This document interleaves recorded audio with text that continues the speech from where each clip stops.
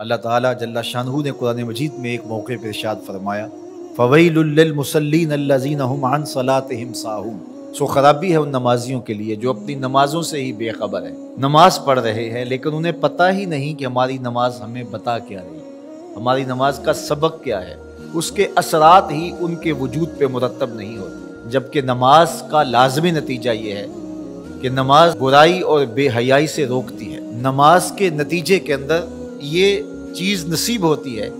کہ آنکھوں کو پاکیزگی ملتی ہے، خیالوں کو طہارت ملتی ہے، سوچوں کو نور نصیب ہوتا ہے، باطن کا تزکیہ ہوتا ہے، من کا تصفیہ ہوتا ہے، اندر ستھرا ہو جاتا ہے۔ نماز پڑھنے والا ایک صالح اور پاکیزہ انسان بن کر کے معاشرے کا کارآمد فرد بن جاتا ہے، لیکن نماز بھی پڑھ رہا ہے اور اس کی کرتوتیں بھی ایسی ہیں کہ اللہ کی مخلوق اس سے تنگ ہے، تو قرآن کہتا ہے کہ وہ نماز سے آگاہ ہی نہیں ہوا،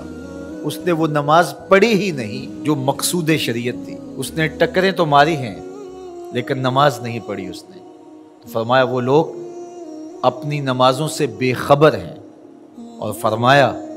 کہ وہ نماز نہیں پڑھ رہے ہوتے، وہ دکھلاوا کر رہے ہوتے، اپنے آپ کو بھی دھوکہ دے رہے ہیں، اللہ کی مخلوق کو بھی دھوکہ دے رہے ہیں۔ اللہ تعالیٰ جل شانہ تو نیتوں کے بھید جانتا ہے، اس کو کون دھوکہ دے سکتا ہے،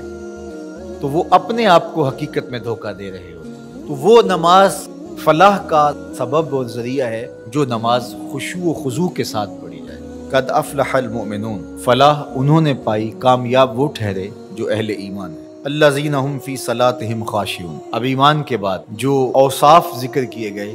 کامیاب بامراد دارین کی فلاح پانے والے اشخاص کے، ان میں سے پہلا وصف بیان کیا گیا کہ یہ وہ خوش نصیب لوگ ہیں جو اپنی نمازوں میں خشوع و خضوع کرتے ہیں، عاجزی کرتے ہیں۔ نماز کا خشوع یہ ہے کہ آداب کی رعایت کے ساتھ نماز پڑھی جائے، جو پڑھا جا رہا ہے اس کے معانی پر غور و فکر کیا جائے، دل بھی جھکا ہو، اعضاء و جوارے بھی اللہ کے حضور جھکے ہوئے ہو، دائیں بائیں التفات نہ ہو، اور پوری توجہ کے ساتھ اللہ کے حضور کھڑا ہو جائے، اس کا حظ اور اس کا لطف پھر بندے کو نصیب ہوتا ہے۔ نماز کا ایک لطف ہے، ایک کیف ہے، ایک سرور ہے جو بندہ مومن کو نصیب ہوتا ہے، تو وہ خشوع کے ساتھ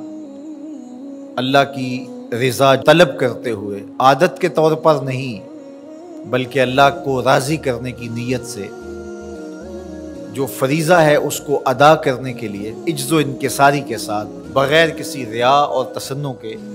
اس کے حضور عبادت بجا لانا، یہ خشوع و خضوع کہلاتا ہے۔ تو جو لوگ ایسی نماز پڑھتے ہیں وہ کامیاب ہیں، بامراد ہیں،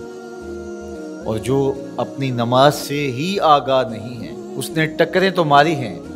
لیکن نماز نہیں پڑھی، تو وہ اپنے آپ کو حقیقت میں دھوکہ دے رہے ہو۔ تو وہ نماز فلاح کا سبب اور ذریعہ ہے جو نماز خشوع و خضوع کے ساتھ پڑھی۔